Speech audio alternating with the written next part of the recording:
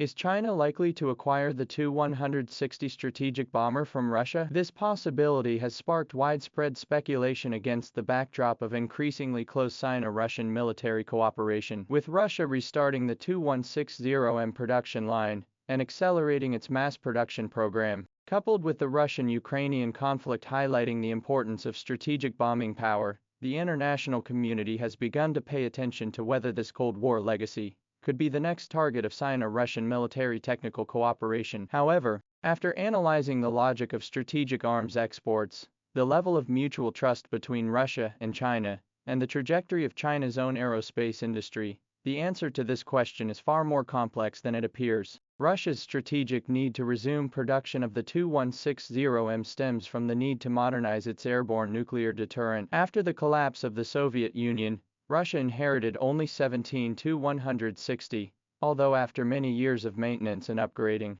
But the airframe life and combat effectiveness has been difficult to meet the needs of modern warfare. Currently, the Russian Air Force in service 42 Tu-95 MiS and 62 Tu-2M3 are facing the problem of aging of the airframe. In the Ukrainian battlefield, frequent use of Kh-101 cruise missiles mode of operation, highlighting the importance of long-range strategic platform. The U.S. National Interest magazine disclosed 4050 Tu-160M mass production plan, means that Russia needs at least 10 years to complete the comprehensive renewal of the strategic bomber force. This production capacity bottleneck directly determines that even if there is the intention to export, the delivery cycle will also span the 2030s. From the strategic arms export practice observation, the post-World War II international military trade history has never had a transnational transaction case of the current strategic bomber. Even during the Cold War, the Soviet Union only exported the Tu-22 medium-range bomber to India,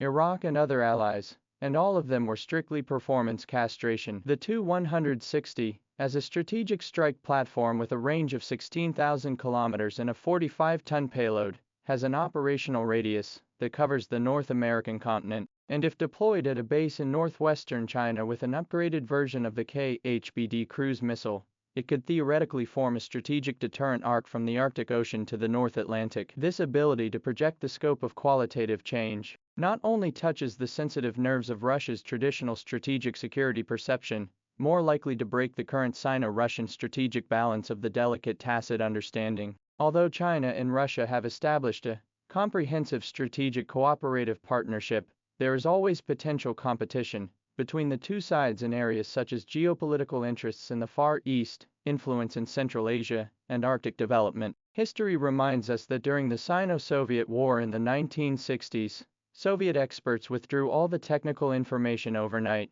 and this memory has profoundly influenced China's decision-making logic on the introduction of core strategic equipment. Even in the Russian-Ukrainian conflict, Russia is facing a special period of comprehensive Western sanctions. Its defense export policy still maintains a strict control of strategic weapons. S-400 air defense system exports still need Putin's personal approval, let alone as a pillar of the Trinity nuclear deterrent strategic bombers. The leapfrogging of China's aviation industry has further reduced the need for the Tu-160. The Boom 6NJ, the latest improvement of the Boom 6 series, has realized air refueling capability, and its radius of operation has been extended to 5,500 kilometers, which, together with the Longsword 20 cruise missile with a range of 2,500 kilometers, basically builds up a strategic deterrent system within the second island chain. More critically, the Boom 20 stealth bomber project with flying wing layout has entered the final sprint stage, and this new generation strategic platform with an estimated maximum takeoff weight of 180 tons has a generational advantage over the Tu-160 in terms of stealth performance, avionics and weapons compatibility. Air Force Vice Commander Wang Wei in the 2 sessions of the Soon response, side by side, to confirm that the project has broken through the key technical bottlenecks. From the tactical effectiveness analysis, Tu-160 proud of the Mach 2.05 supersonic breakout capability in front of the modern air defense system has become vulnerable. U.S. Patriot, PAC-3, Russia S-400 and other new generation of air defense systems on high-speed target interception probability of more than 80%, and stealthy surprise defense has become a B-2, B-21 verification of reliable surprise mode. China's military-industrial system and the stealth materials, active phased-array radar and intelligent skin technology breakthroughs in the field, so that the boom the 20th of May achieve more optimized than the B-2 aerodynamic, stealth-integrated design. On the contrary, although the Tu-160M has been retrofitted with K-3202 engines and digital avionics, its large radar reflective cross-section is still a prominent target in front of modern air defense networks. Economic cost and strategic autonomy considerations are equally critical. The cost of a single Tu-160M is about $250 million, and when the supporting maintenance system, weapons adaptation and personnel training are factored in, the combined cost of forming a combat force could exceed $500 million. This investment for the completion of the J-20, Y-20 series of independent development of China's aviation industry, far less concentrated resources to accelerate the Boom 20 project more cost-effective. More importantly, the strategic bomber as a great power, its combat system, maintenance cycle and upgrade route must be deeply integrated with the national defense system, outsourcing equipment and the wartime supply chain security. Technological upgrading initiative. There is a natural disadvantage. It is worth paying attention to.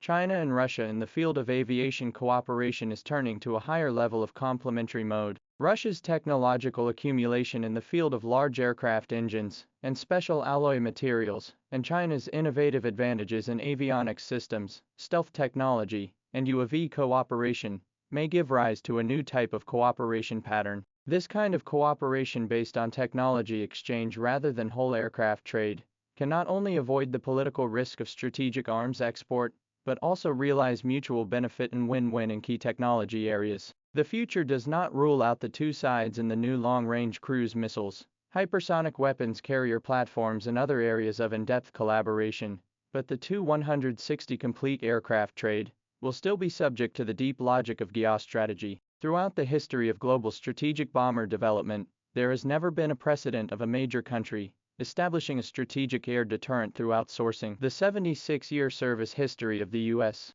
B-52, the B-2's unparalleled success, and the B-21's continuous innovation confirm that the strategic bombing force must be rooted in the inherent law of the independent defense industry system. For China, after Y-20, C919 and other major projects of technical accumulation, breakthrough in the strategic bomber, final threshold, has been a waterfall. In this context, the introduction of Tu-160, whose design concept is stuck in the Cold War period, is not in line with the principle of cost-effectiveness, but also contrary to the road of independent innovation to build a world-class army. When the Boom 20 tears open the night curtain, China's strategic air force will really complete the historic leap from regional defense to global deterrence.